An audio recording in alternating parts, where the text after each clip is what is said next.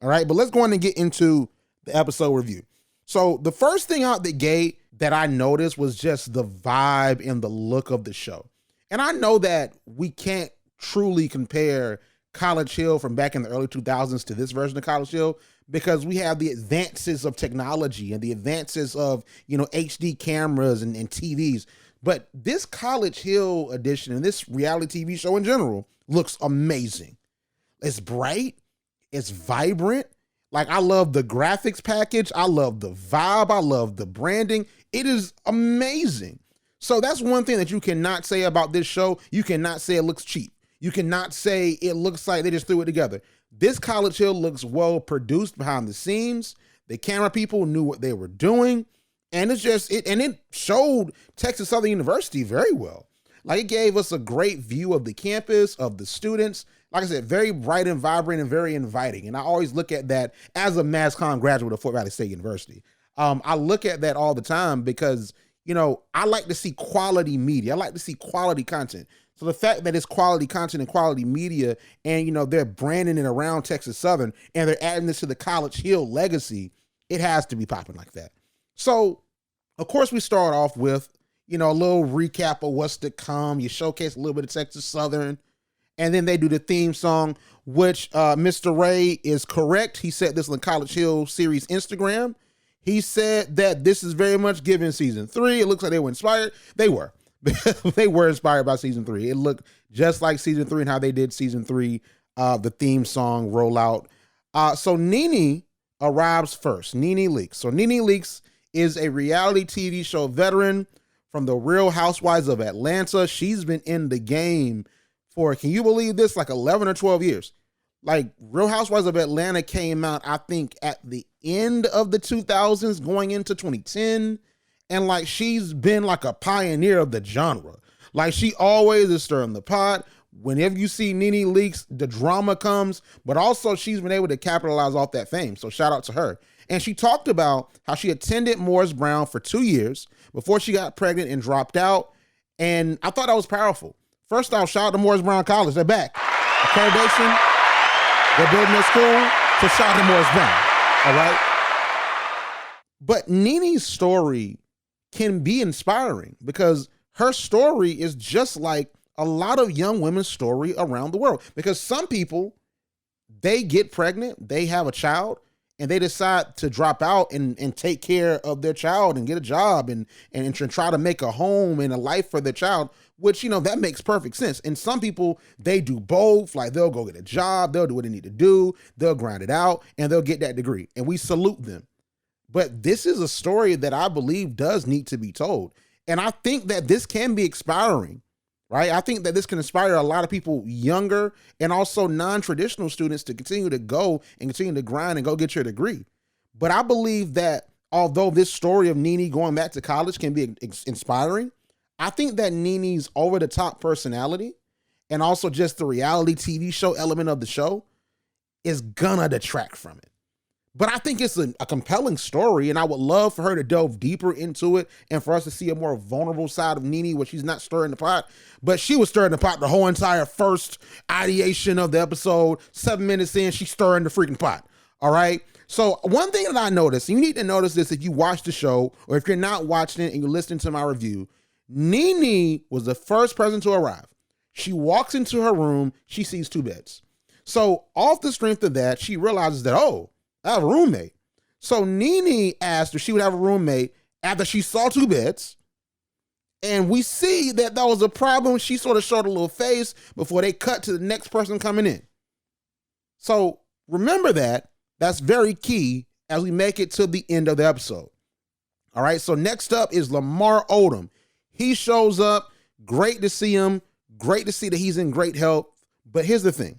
It is a stretch, a huge stretch, a 6'10" height stretch. Just say that Lamar Odom is an NBA legend. Lamar Odom was 6th Man of the Year. That is very true. He was on the Kobe-led Los Angeles Lakers 2-peat team in 2009 and 2010. He was a starting caliber forward in the NBA, and he was really, one of the first switchable forwards that can step out and score at 3 levels, right? So Lamar Odom was an amazing NBA player. but he averaged 13 points for his career, 8 rebounds. You know, he had pretty good stats, but nothing of a Hall of Famer. He ain't Dennis Rodman. He was a good rotational player at some of the spots in his career, or a great starter, or a great 6th man of the year. But I don't think he was voted to be an all-star, and he wasn't that much of a difference maker on contending teams to say he's a legend. If you're not going to get in the Hall of Fame, bro, you're not a legend. All right, come on now. We can't just throw that word around loosely. But I respect Lamar Odom, and I'm happy to see him in good health, and I'm happy to have him a part of this cast. And he shared his story later on in the episode, and we'll get to that, all right? But it was cool that Nene and Lamar knew each other. They hit it off super quick. But like I said, Nene gonna be shady. Like Nene gonna give that shady energy because it's in her. She built this reality TV show genre with Real Housewives, so she gonna be like that.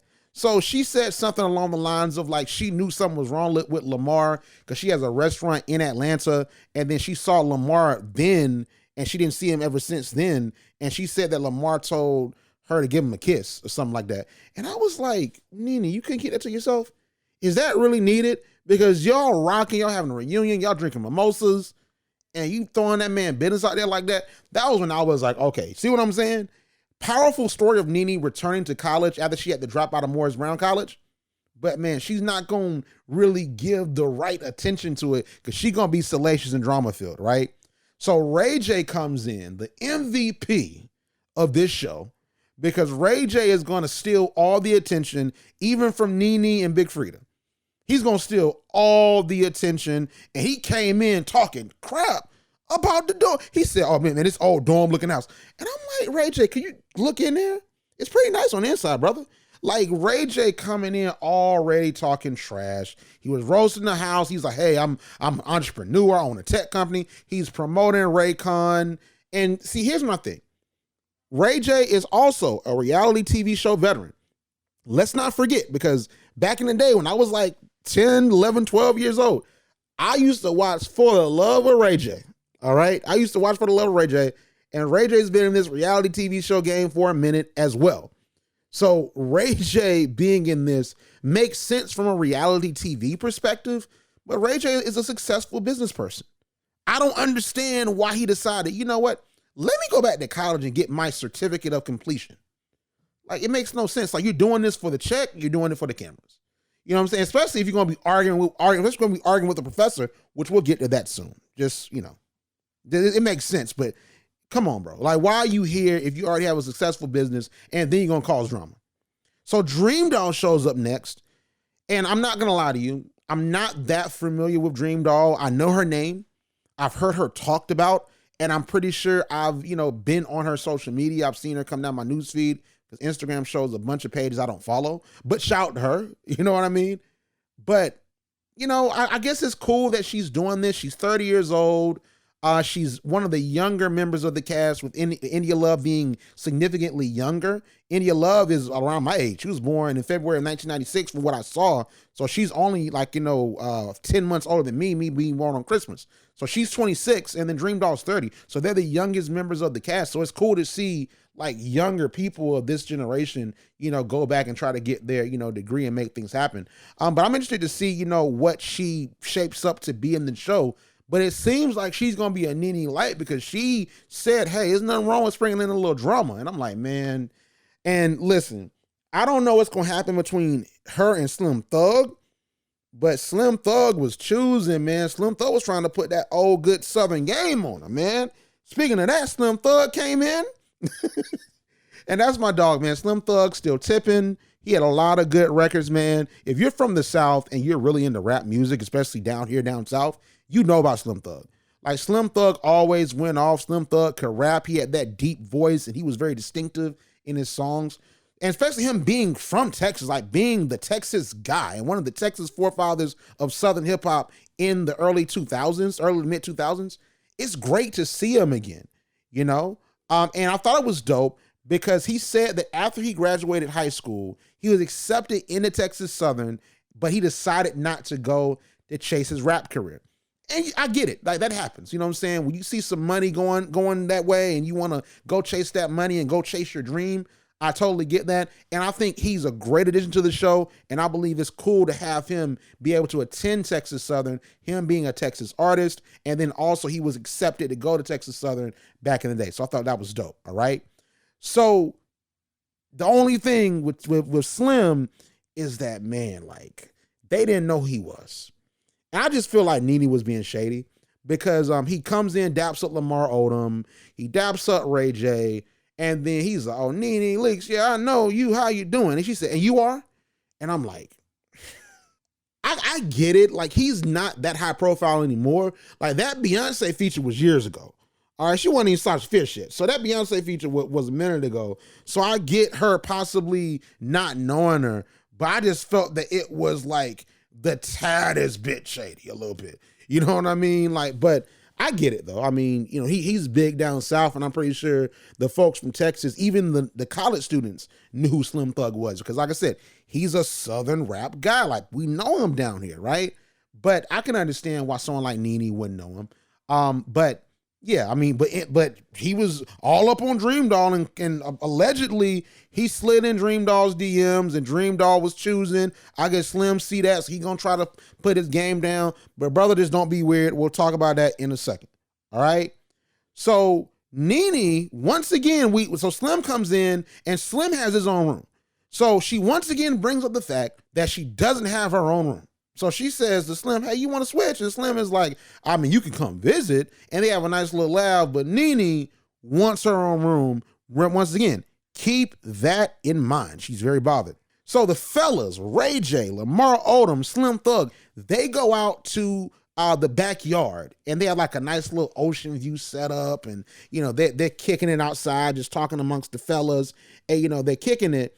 And you know, you have like Lamar Odom ask if they want to join the Glee Club.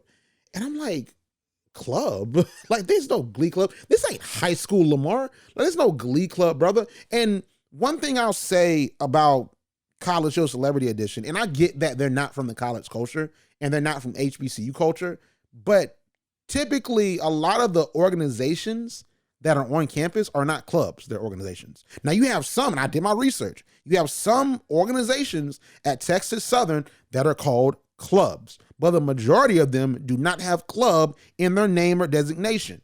They are organizations. So I'm like, hearing club thrown around, like Nene said when they got to campus, she said, oh, I'm gonna join the debate club. They have a debate club. They have a debate team.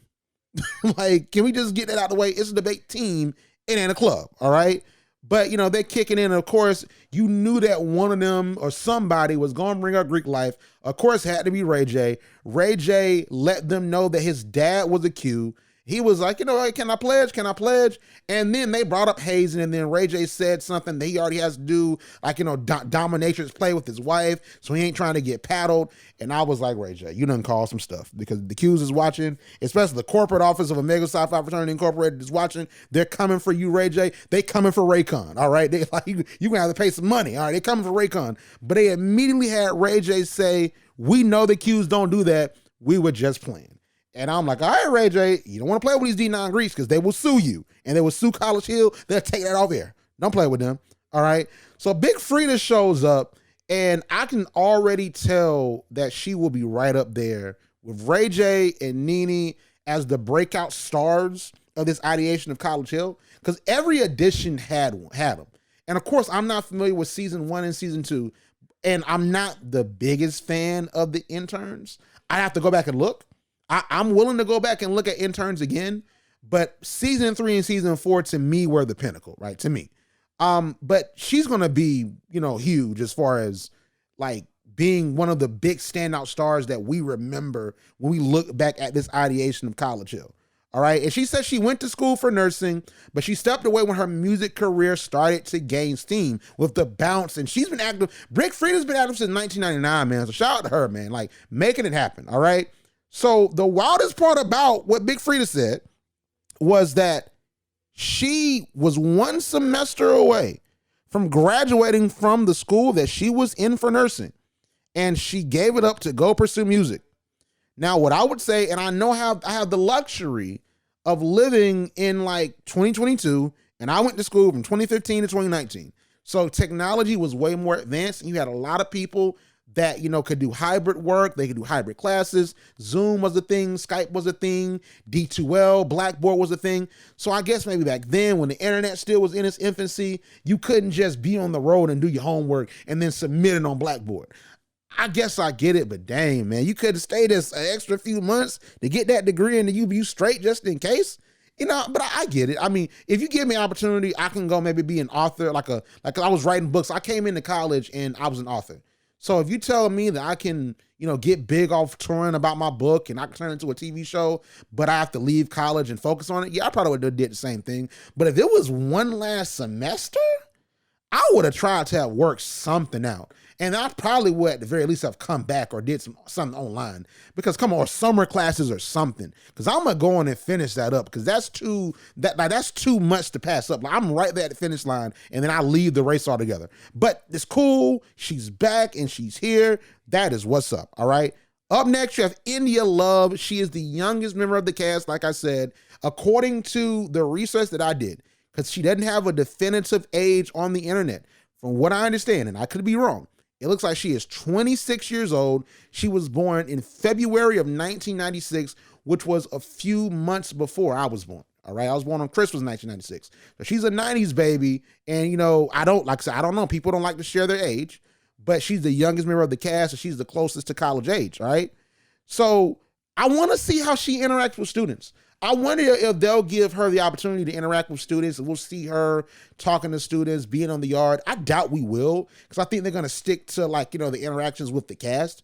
But I would really love to see that, But I thought it was dope that her sister graduated from Texas Southern, so she gets the chance to continue the legacy. That's dope. I think that's cool. All right. But I want to say this. It's automatic that Dream Doll and India Love were going to link up. They're the two youngest members of the cast. They said they already had a moment where they linked up, like they were planning to link up. They were in the DMs talking about, hey, let's hang out in New York. Let's hang out at that place. So, of course, you're going to see them thick as thieves for sure. You're going to see them riding together, walking class together, sitting with each other in class together. So you're definitely going to see that. So stay tuned for that. It makes sense. So after that, so India Love was the last person before Stacey Dash. And spoiler alert, I have a lot to say about Stacey Dash. So Stacey Dash makes her entrance and the cast automatically feels away and they make it a big deal. You can tell from the confessionals that they were going to give her hell. They were there to give Stacey Dash hell because of what she's turned into from 2012 when she endorsed Mitt Romney, onto her stints on Fox News and her saying the stupid stuff like BET and Black History Month should be stricken from the record because we're in a post-racial society, and all just the crazy lunatic stuff that she said and done and that has gone on in her life. There ain't no second slate for her. It ain't no next up for her. It ain't no clean slate for her. She's there to be the villain. And that was what she was supposed to be. She's there to be the Omarosa of that cast. And I just think that for BET, and I have a changing perspective on Stacey Dash being involved in this show. But I think that BET, and I would say the College Hill production crew, I guess Tracy Edmonds and her people, I believe that they were nasty adding Stacey Dash. I don't think Stacey Dash was needed. A lot of Stacey Dash storyline took up the first episode, but I really don't think she was needed. You have Ray J, you have Nene, you have Big Frida. I think that they could carry the show by themselves and it could still be entertaining. You didn't need an antagonist or a villain. You could have just had them rock together and go through that college experience together and moved on. I think that Stacey Dash was a ploy to be added to cause dissension. Because why would Stacey Dash want to be on a streaming service and the namesake is BET, and you said BET should be freaking abolished? You said that at the Oscars. So you're on BET. Like, why are you on BET on a channel you don't think should exist? It doesn't make sense. And here is what I think. I think that maybe, I will go back to what I said in my trailer recap that's on YouTube on HBCU Pulse. What I said was, I believe that she's doing this for money, or her agent tricked her and said, hey, we're doing this college show. You want to do it? Yeah, let's do it. Because she ain't getting booked like that. She already said she's been quote unquote blackballed, so she ain't getting booked like that. So it's like, listen, it's a show out. They're casting celebrities to go back to college. You want to do it? Yeah, let's do it. You know what I'm saying? I don't know if they told her or if they let her know too late in the process where they submitted the application or said that she was she was interested in doing it. I don't know. but it just simply does not fit to me. But my whole entire philosophy on Stacey Dash has changed a bit, I must admit. Oh, by the way, I want to say this to Ray J, because Ray J said this in his confessional. She was not on Baywatch. She was in Clueless. Clueless was the movie for Stacey Dash. She was not in Baywatch, from what I understand. And I want to say this as well in regards to Stacey Dash coming in. If Big Frida has smoked with Stacey, that's perfectly fine to me, because of what Stacey Dash said about transgender people. Like, I totally understand that. Like, Big Frida feeling away is justified, because like what the world, you know what I mean? But at the same time, Big Frida said that she gonna give Stacey a clean slate, but you know, it's gonna keep, she gonna keep it in the back of her mind, like what was said. And that's understandable. But I believe that for Nene, Ray J, and the rest of them, and politics aside, even though it's hard to put it aside in this day and age, but politics aside, you owe it to being in that experience, not creating a toxic environment, to try to meet her halfway. And they did it in their own way.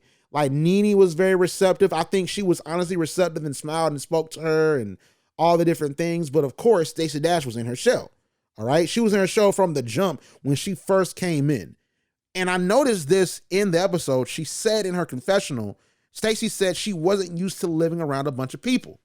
And I think that can cause you to, to sort of be, a recluse and stay in your shell and be a little bit shy and a little bit apprehensive to open it up. I can understand that. It could be because she's around a bunch of black people, but with how she interacted with other black people in the show, and maybe it was because they're giving her something, you know what I'm saying? But she interacted with the dance team in a nice way. She was very happy and she was smiling when she saw the band. And I don't think she was putting on for the camera. If she wasn't feeling it, she wouldn't, smile or whatever.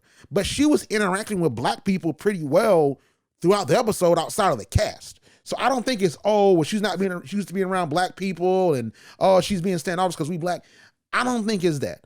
I think that this was a new situation for her, and she was sort of, trying to open up. They started playing a game called Pillow Talk, but first they were drinking mimosas, and they were going to pour Stacey up a mimosa. And I guess they don't know that Stacey Dash been 5 years sober, and she had a drug situation going on, so she's sober and she's trying to stay sober, and they respected that. I think that's dope, right?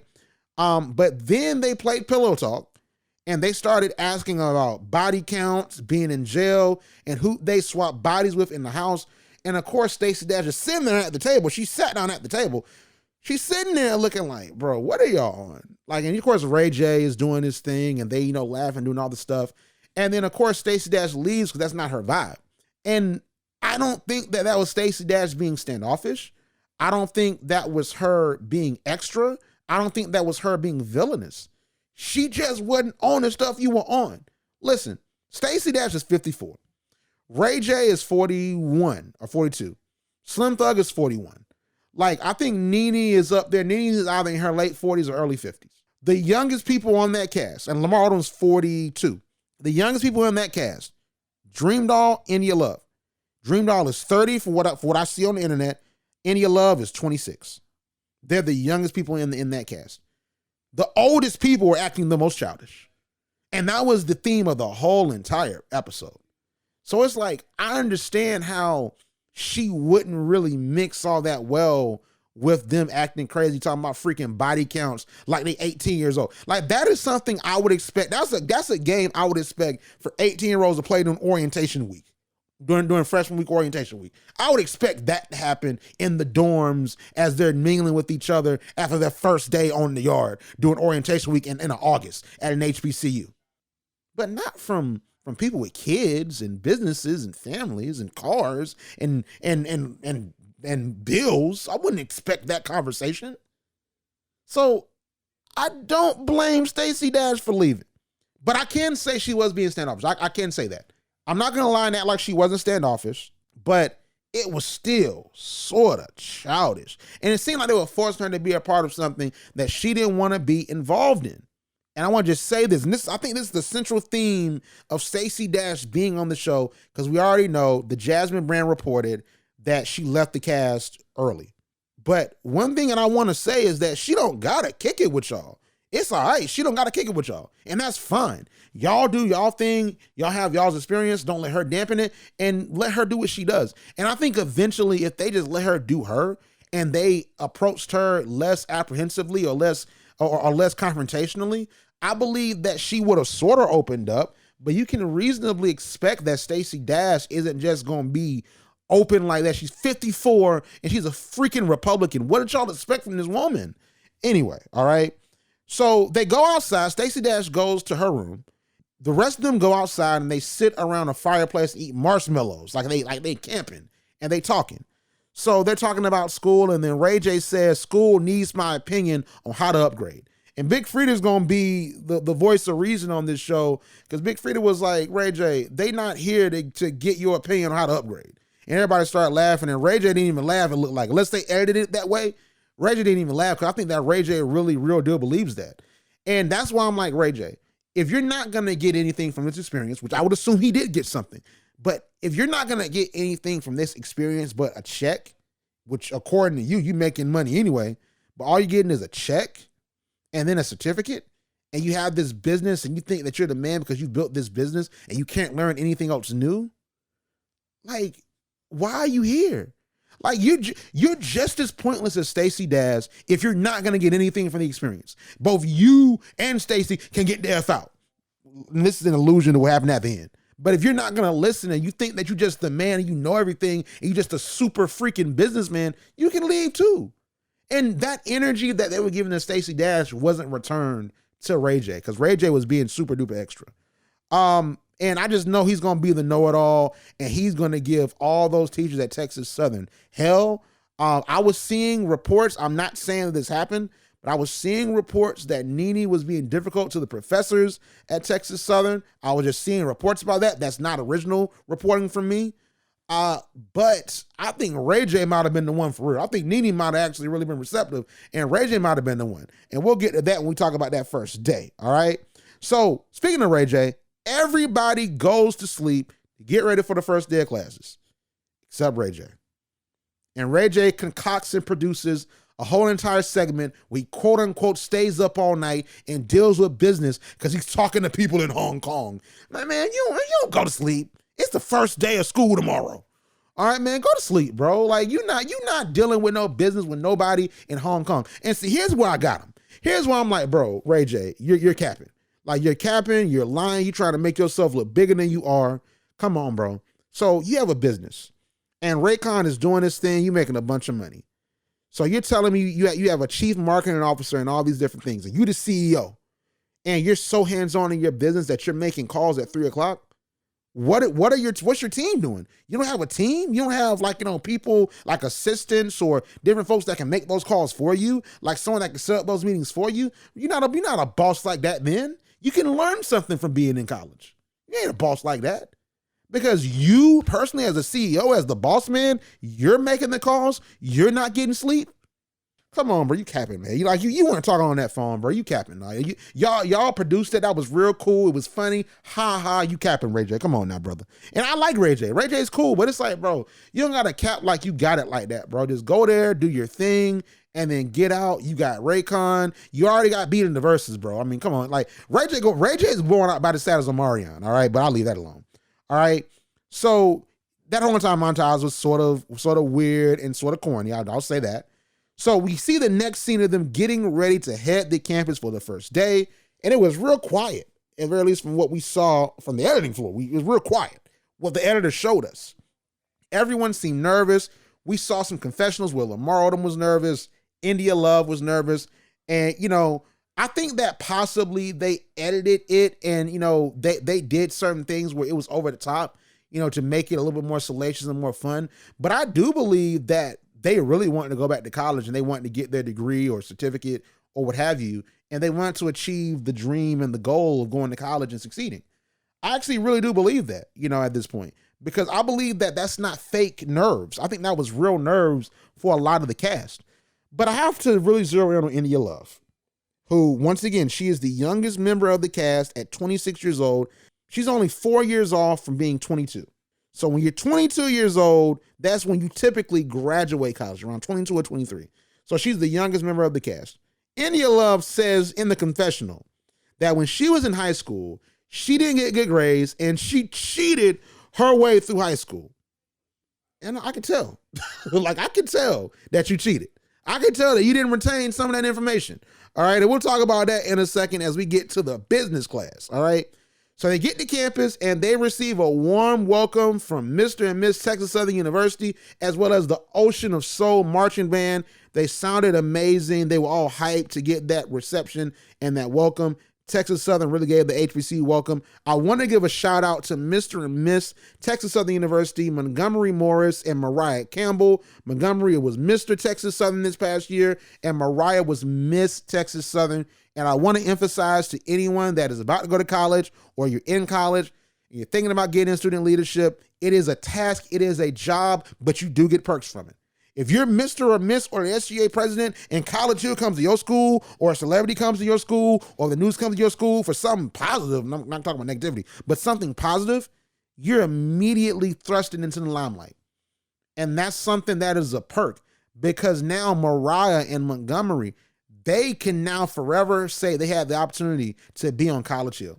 And then you had Mariah that was at the BET Awards. I saw the picture on Instagram. All right, so she lived it up. So I want to say shout out to Montgomery and Mariah, Mr. and Miss Texas Southern from this past year. That's dope. All right. So Texas Southern, just the students, because they were walking and there was like a group of students. I don't know if that was planned. I'm pretty sure it probably was, that they invited students to come out and cheer them on and all the different stuff for, like, just the layout and the look on the camera of them, being cheered on, everything like that. But that was really cool to see that the students were receptive and it was lit about them being on campus. And I just wonder how it feels. And that's something that I would love to ask, Mr. Ray, Ray Cunningham. I look to interview him really soon, about just College Hill and the feel of the campus when College Hill was on campus. Of course, with his addition at Virginia State, it was different because he was the cast member.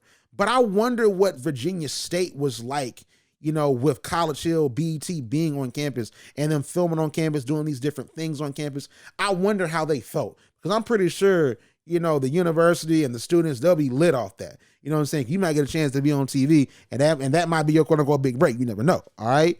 So they go to a reception after they walk around the campus and they see things.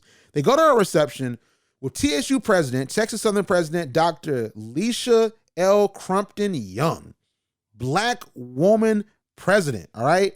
And I do like how they interwoven in the students, the student leaders, the Ocean of Soul Band, the president, the administrators, the advisors, because the advisors come up in the next scene. I do like how they interwove them in, and it does seem like they're showing Texas Southern in the best light possible, and just the look on camera of them being on campus is really amazing. It looks great, all right? So you definitely don't lack the college experience by watching this version of College Hill. To be real, can I just say this, and this might be reactionary, but give me this.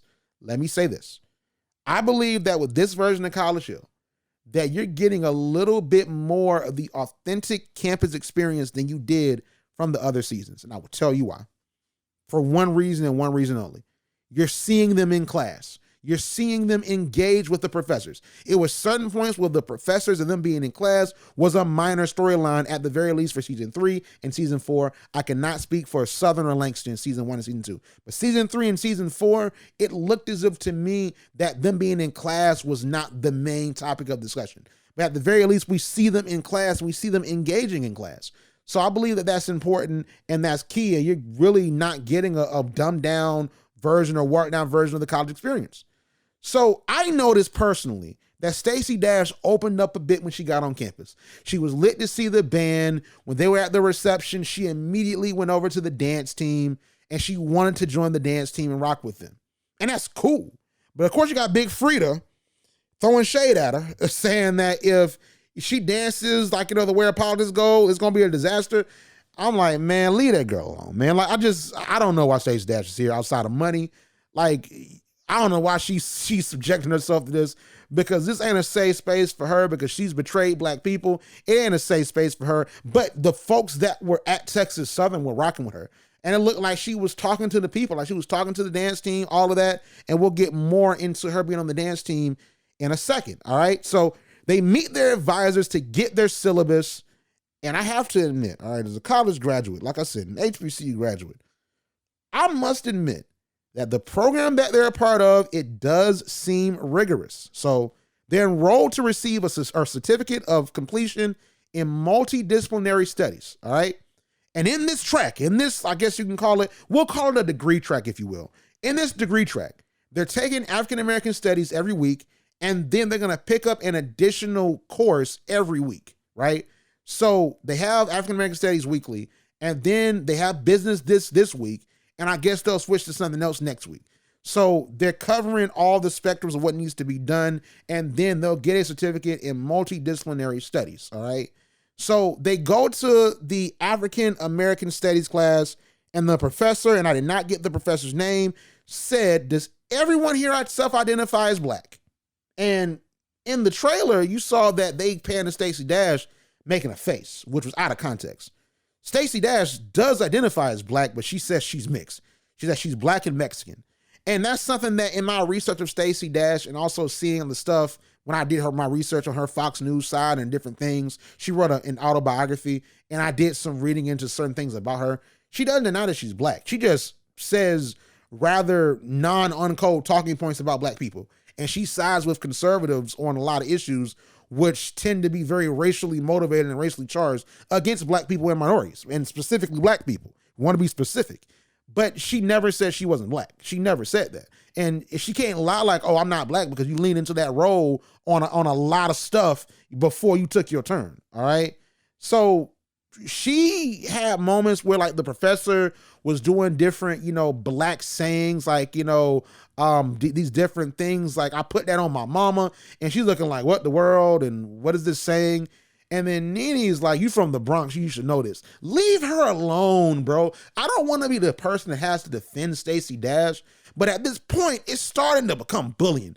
Leave that girl alone. Like, she's there to learn at the end of the day. She didn't make it to the end, for what I understand, but she was there to learn at the end of the day. And y'all continue to pile on that woman. Jesus Christ on the cross. Like, leave her alone at this point.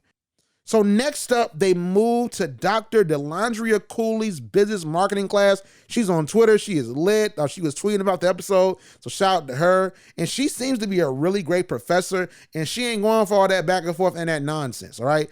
And also, Dr. Cooley wasn't playing with them. Like I said, this ain't a fake show. I think they really are in this program, and they're filming it. So when I looked at what was on the screen, the syllabus, it looks like they have a real deal syllabus with suggested reading and required reading and different, what they need to be in class, like all the different stuff, the assignments. I really they're really doing this, bro. Like, they're not just doing this for show. Like, they're really doing this for real, and honestly, what I would love to see, I don't know, I'll never see it, but what I would love to see is the raw, uncut versions of these episodes where they just put everything in sequence. Because I think that with reality TV, you shift things to shape a narrative. So you'll put a clip one way, or you'll cut it a certain way, or you'll take the dialogue from one clip and put it where Ray J makes a face to make tension happen, right? So we have Dr. Cooley speaking and she's teaching. I want to know why Ray J started to try to debate with her. Like, what was the trigger point of that? And my whole entire thing with Ray J, because like I said, Ray J, what are you here for, brother? Are you going to let the professor speak, or are you going to act like you the know-it-all because you got Raycon? And you're trying to have debates with that lady, bro. She ain't Stephen A. Smith, and this ain't First Take. You know what I'm saying? She ain't Molly. All right, so it's like, why are you trying to debate with this woman? Like, go undisputed. Go with Skip Bayless and debate. You know what I'm saying? Like, why are you trying to debate this woman when all she's doing is trying to put y'all up on game and get y'all together and teach y'all a different thing, because y'all there to learn at the end of the day. Right? And it was very extra. And then Ray J ended up walking out because he got frustrated, because I guess he felt as if he wasn't being listened to. So he got frustrated and walked out. And I'm like, bro, what's the point of that, man? That's not even necessary. You know what I'm saying? So I want to say this too. Let's talk about the argument really quickly, what they were talking about. So Ray J was arguing for argument's sake, right? So what Dr. Cooley was discussing was that every brand in business starts with a similar process. So Ray J is saying that humans are a brand, and every brand is different. And it's like, that's true. But every brand starts with either the same or a similar process. And that was the argument. And Ray J was arguing something totally different, because we know that brands are going to differ in products and services. We know that. And that was what Dr. Cooley was talking about.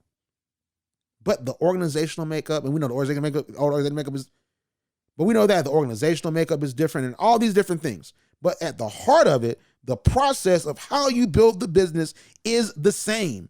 And Big Frida was, defending, the professor, and Nene said something. Reggie was being out of pocket, and he just left. And he left, and like he was real deal heated and upset, and then he came back. Now, if Reggie was 18 years old, if Reggie was 19, 20, 21, 22, he was a regular student, that's not Reggie. That's not Brandy's little brother. That's not a singer, one-wish singer, actor, all these different things. And he was a regular student, and he was going back and forth with the professor like that. He would have been kicked out. I've seen it happen.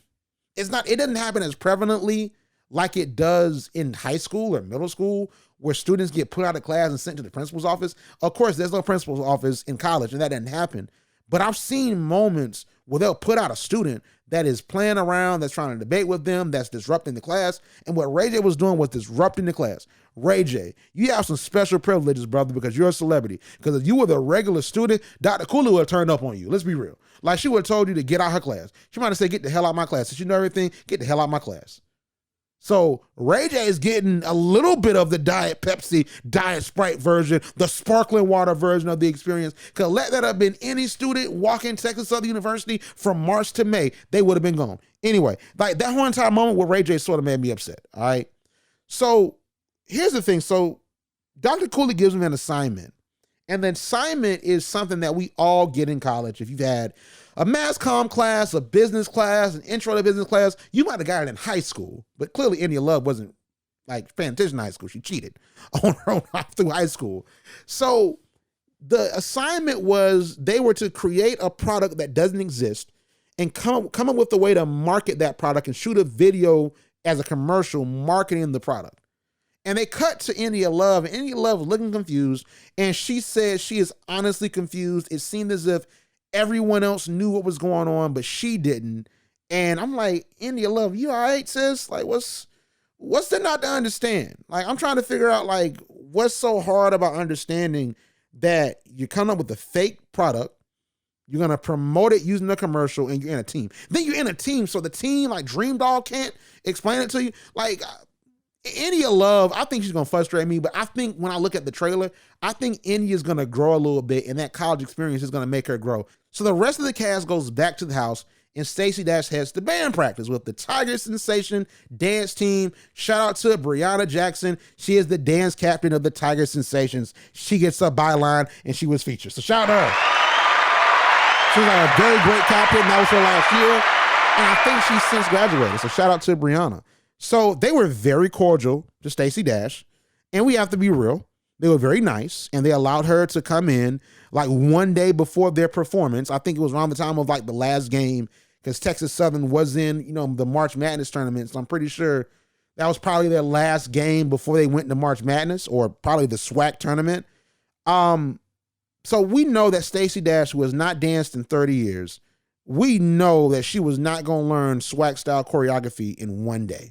We knew that was not going to happen. She could have practiced all night, and she would not have gotten it, because she hasn't danced in 30 years. Like, those women are pros, like that are part of Tiger Sensation and these SWAC basketball dance teams. She was just simply not going to get it, period. You know what I mean? So, like, that's the thing that's just sort of interesting to me, is that they set Stacey Dash up for failure. And it was good to see Stacey Dash happy and smiling. I mean, it's dope to see that, because she did seem to sort of not be having a good time. So she sort of ventured out on her own, and she started to be a little bit happy. All right. So that's cool. If you happy, Stacey, I'm happy. All right. So Stacey Dash heads back to the house, and Nene calls everyone down to have a bonding session. And they try to include Stacey, and she just got finished practicing for the basketball game. She is legitimately tired. The basketball performance that she's trying to prep for, because she thinks that she can really make it, is 22 hours away, most likely. I'm pretty sure it's probably like 9 o'clock. Well, I'm on Eastern Standard Time, so it probably was like 8, 9 Central. You know what I'm saying? So she was probably there for a little minute, probably 2 hours, really trying to get it, unless they were just finessing and made it seem like she was there for a long time. So she goes up and looks like she's about to sort of, wind down, take a shower, and do her thing. So Dream Doll goes up to confront Stacey and let her know that she felt as if she was being real standoffish and not receptive to them. And granted, it looks like they had a longer form conversation, but they condensed it down. So we only see the narrative that the producers and editors on College Hill, like what they're showing us. Like we don't see the actual conversation. It might have been more productive than they led us to believe. You know what I'm saying? But they were approaching her so aggressively. Like I said, instead of trying to meet her where she was, and instead of trying to really actually get a chance to know her and try to find, like, solace in her and try to find a different side of her outside of the Fox News political pro-Trump stuff, I feel like maybe it would have been different. But like I said, I would give you the fact that she was not opened up. But I feel like at that moment, you're in college. You cannot force nobody to do something they don't want to do. And then if you're forcing them and you're obsessing over it and you're consistently going after them, it's bullying to me. And towards the end of the episode, like Nene and the crew sort of was bullying Stacey Dash, like, just to be honest, right? But they had, her and Dream Doll had the conversation. So Stacey Dash told Dream Doll that she would come down after she takes a shower. So she takes a shower, she comes down after the shower, wrapped up all the different stuff, and she says, "Hey guys, I'm not coming down.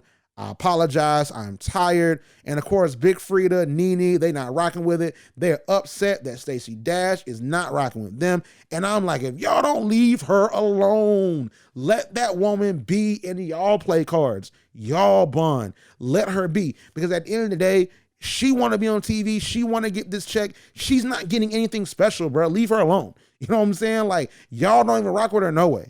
You know what I'm saying? Like, because all the stuff that she said, and that's understandable, y'all don't rock with her, especially Big Frida. But the thing is, like, leave her alone, let her do her thing. There's no point of y'all continuing to try to include her in that. She's a grown 54-year-old woman. Let her do what the hell she wants to do, just to be 100% honest, right?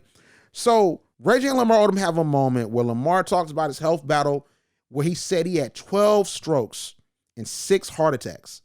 And he had to learn how to walk again. And I thought that was powerful, man. And he says he sees being in college as a way to exercise his brain because he had all that went down with him. And him and Ray J had a really powerful, moment about this, what this means to him. And Ray J showed a really nice side. And I appreciate Ray J for that, for really being ingratiating towards Lamar Odom. And salute to Lamar Odom, for doing this, man. I think it's dope, right? So they have a really cool scene and it's really nice. And Lamar Odom shared a powerful story. And then, of course, the editors and the producers of College Hill are going to cut the Slim Thug trying to bite down on India. They cut the Slim Thug trying to bite down on Dream Doll. And it's like, Slim, leave that girl alone, brother. Now, I mean, I don't, like I said, I don't know the context. I don't know if Dream Doll was with it. But, like, what he did was she was running on the treadmill. I guess it was maybe that next morning or that afternoon or evening. So she was running on the treadmill and, she and him were flirting. And then Slim Thug increases the speed on the treadmill and she starts running obsessively and doesn't stop it. And essentially Slim Thug's like, "I like what I see back there." And he's looking at her butt. And it's like, I agree with the folks on Twitter. Tad is a bit creepy. I mean, come on, Slim. Like, you 41 years old, my dog. Like, and Slim's my guy. Like, Slim Thug, that is like a Southern legend to me. You know what I'm saying? But bro, you're 41 years old. Like, you're legit acting like you're 18, 19, bro. You're 41 years old. You're a grown man, bro. Like, you held money, you had money. You know what I'm saying? You from the South, you got that game. Like, bro, spit game at that girl. Like, talk to that girl. Be a grown man. Like, why are you trying to watch her run on the treadmill? Like, that was weird and sort of childish. So Stacey Dash is up bright and early to practice the routine for the basketball game. So we see the rest of Tiger Sensation alongside their dance coach, Gretchen Jean. And, they're excited and she's there and they're showing her love and all the different stuff. Like, they're very ingratiating her. So as we know, Stacey did not get the choreography because it was impossible. And she started to get offended and started to feel really bad because Brianna was telling her, "Stacey, like, you have to get it. Like, you know what I'm saying? Like, we got to look good out there. It's not clicking."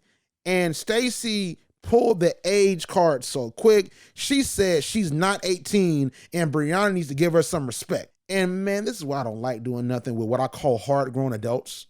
Oh, I hate doing stuff with hard-grown adults. Like, you have Brianna that's probably 22, right? She just graduated. So Brianna's like 22. And you have Stacey Dash that's 54. Like, a 22-year-old and a 54-year-old don't have a lot in common. And one thing, and I've seen this working at different jobs with older people and working around older people in certain capacities. Like, when you're in a position of power and you're older than a person that's a subordinate, bro, they're gonna feel a way about it regardless, bro. Like they're gonna feel hit, especially when you're usurping your power. Like at that point, Brianna's the captain, and Stacey Dash is being disrespectful and not listening to Brianna, who's not being disrespectful towards her and trying to help out. You know what I'm saying? So I thought that was very corny by Stacey Dash. I'm calling out Stacey. Stop being corny, Stacey. That wasn't cool. Because Brianna ain't do nothing to you. Them girls ain't do nothing but try to get you included. Because you say you want to hop on and do that dance thing. They could have told you, Stacey, you can't join the dance club or you can't join the Tiger Sensation. You know, you want to know the reason why? Because we're already doing the season and we've been practicing this. We've been dancing. Like they could have easily told her that, like for real. Because it's like, you're not going to learn this in a day, but they still let you do it. And you're going to talk to them crazy and pull the age card, all right? So right after the situation where Stacey Dash fails in epic fashion to get the dance routine for the basketball game, she heads back to the house and she heads right into a freaking ambush. So the rest of the castmates, they're around the house and outside chilling. So Stacey lets Frida know, we don't have the context, but Stacey lets Frida know that she's going to bed because she was exhausted. And Nene finds a problem with it, and she decides that they're going to have a house meeting to figure things out about Stacey. And I just feel like y'all are once again putting her in a position to be defensive. She's not going to be receptive to what y'all are saying because y'all are sort of like aggressively going after her, trying to force her to be a part of something that she don't want to be a part of, and saying, giving her ultimatum that, hey, if she don't get it, she's need to leave. And it's like, bro, like, why don't y'all leave her alone? So Reggie in his confessional says, we're cool people, Stace. We just want you to enjoy the experience. You can even earn your black card back. And that just showed me that, listen, Stacey never had a chance to win because y'all are still holding what she was saying over her. And I'm not saying to get rid of it. I'm not saying get rid of it. I'm saying that she don't need to be on the show. And she was right for vacating because why are you here? Like, you're in a black space with black people and you've gone against black interests. So you're not going to have a good time here. You're not going to be respected here. You know what I'm saying? But at the same time, they're not trying to respect her. And I don't think, like I said, I don't think that she was acting that way because they're black, because they're Democrats, because they might have supported Clinton or Obama. Like, I don't think that that's the reason why. I honestly do not. I think that Stacey Dash was trying to beat her herself. She already had a hard time at the dance class. She made that problem herself, but she already had a hard time at the dance class. She was trying to decompress from it. That's what I think happened, and they were just being extra at this point. So I want to say this. I want to give hand claps to Nene Leakes because Nene Leakes is so good at this. 48 laws of power. Get others to do the work for you and take all the credit. That is what Nene Leakes did because Nene did not want Stacey Dash in that room, and she wanted her own room. She wanted to swap into that room by herself, and she had been talking about it from the jump. She brought it up at the beginning of the episode, and her answer to making Stacey Dash, more open and receptive to the house was to force her to swap her room. Like I said, man, Nene Leakes, you are a genius. Oh my gosh. Like you are so good at this. Like these other folks, they just like, yeah, let's do that. She gonna get it. Like, no, what y'all don't get, y'all got played. All right. And watch Nene have her own room. Episode 2, episode 3, she gonna have her own room, man. What's wrong with y'all? All right. Essentially, they then confront Stacey. And we don't know if it was like later on that evening. We don't know if that was another day. We don't know. I guess we would presume is later on that evening, they confront Stacey and they have the house meeting, right? So they say, hey, we're having a house court, and they take a vote, and they said that Stacey has to switch rooms. And Stacey, of course, fights it. But my whole entire thing was like, y'all held a discussion without her present. Y'all didn't allow her to expound upon why she was acting like that. Y'all could have all got together and say, Stacey, we just want to know, like, are you good? Like, what's the problem? Because it's like, we're trying to be open to you and you're not saying anything. Like, is everything all right? Like, are we doing something wrong? Like, what can we do to make things more open for you? Since y'all want to spotlight her so much, y'all want to focus on her so much, what can we do to make you more comfortable? Because we don't want you to be uncomfortable if you want to be here. Like, they could have had like a real deal constructive conversation that college roommates typically tend to have about the air conditioner. You know what I'm saying? Like, hey, like, I'm cold natured. It's too hot in here. Like, they have conversations about that, about the refrigerator, about the bathroom, about the air conditioner. Like, folks in college have these conversations. All right. And like, these grown 40, 50-year-old people have these folks who are the 40 years old and only 2 of them aren't. Like, dude, like, why are y'all being so extra, bro? Someone help me, man. Why are y'all being so extra to this woman, man? And it's like, bro, like y'all are not helping out at all. Like y'all are just making it worse. And she's getting even more into a shell. And y'all are saying that she doesn't deserve a solo room because she's not connecting. What is that gonna do? So then she's like, if I have to get out my solo room, that means I have to live with a man, which I'm not gonna do. And which I get that to a certain point. So Dream Doll decides to be messy and said, would you live with me? She was like, yeah. Would you live with Nene? She said, yeah. Would you live with India? She said, yeah. And then Dream Doll gonna be messy and said, would you live with Frida, knowing what Stacey Dash has said about transgender people? You know, and like I said, it's disgusting what she said. And Frida was on go. Frida was ready to get back in, which she should have. I get it. But it's like, Dream Doll, now you being messy. First you did a boss move, a grown person move, and you went to confront her about how you feel, and you tried to be respectful, although you still were like confrontational. You try your best to be respectful, and that was dope, right? But now, like, you're antagonizing her, and you're not making the situation any better, in my estimation. So after that whole entire exchange, things start to get tense. And Nene says she has to be out her room by the end of the night, and that the court has spoken, and she has to go, right? So Stacey Dash is like, my stuff is already unpacked. I'm not going to pack my stuff up and then move. I'm not doing this every week. And then Reggie basically just flipped out and said that, hey, you can either like, you know, leave your room or get the F on. And I'm like, Reggie, bro, what's the point of you cussing at her? And he's like, I'm not cussing at her. Like, yes, you are. Like, you're saying that either you can leave, you can get the F on. That's what you said. And then you trying to backtrack when she was offended at that, and you were like, oh no, I cuss, I'm a grown man. I've heard this so much in my life. Like, come on, bro. Like you're being stubborn, because you're just as stubborn when it comes to classwork. You're 42 years old, Reggie. It might not feel like it. It might not feel like you're 42 years old. It might feel like you're still in that one wish dating Kim Kardashian stage of your career on Moesha, and you Dorian on Moesha. Like, bro, you're 42. You have a family. You have a business. You're a grown man. You're closer to 50 than you are to 30, brother. Like, come on, man. Like, come on, bro. Like, act like your age and not your shoe size. Because the way that the whole entire ordeal went out, you would think, like I said, they're actually college age. And it's college age people that have more sense and act more mature than these grown people are doing. Because what you saw with Stacey Dash, love her or hate her, love her positions or hate her positions, that was not like a grown conversation at all. And Ray J just took it to an extra level where we know that Stacey's gonna get in her shell. We know that for a fact. And then another thing too, I thought about, y'all gonna move out of her room. What Nene gonna do? Is Nene and them gonna make her leave? What y'all gonna do? Because I mean, it's gonna be some furniture moving. It's gonna be some hitting going on. Like, we edited it out. Is it gonna be Virgin Islands Part 2? Because how y'all gonna tell that girl she gotta leave from her room? Or y'all gonna get the producer? Like, what are y'all gonna do? Like, y'all gonna fight her? Like, you can't force that woman to leave her room. Like, it's just like the whole entire notion behind that final conversation was so dumb. It was so dumb. And I just screaming at the TV. I'm like, y'all are grown. I was just in college 3 years ago.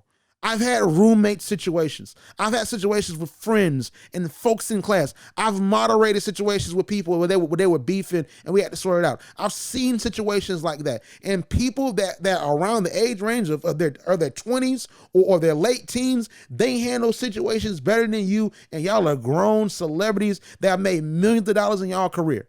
And that's how y'all communicate. Like, that just made me upset, man. It honestly did. And of course, that ended the episode. And then we move on to episode 2, and then we'll see what happens.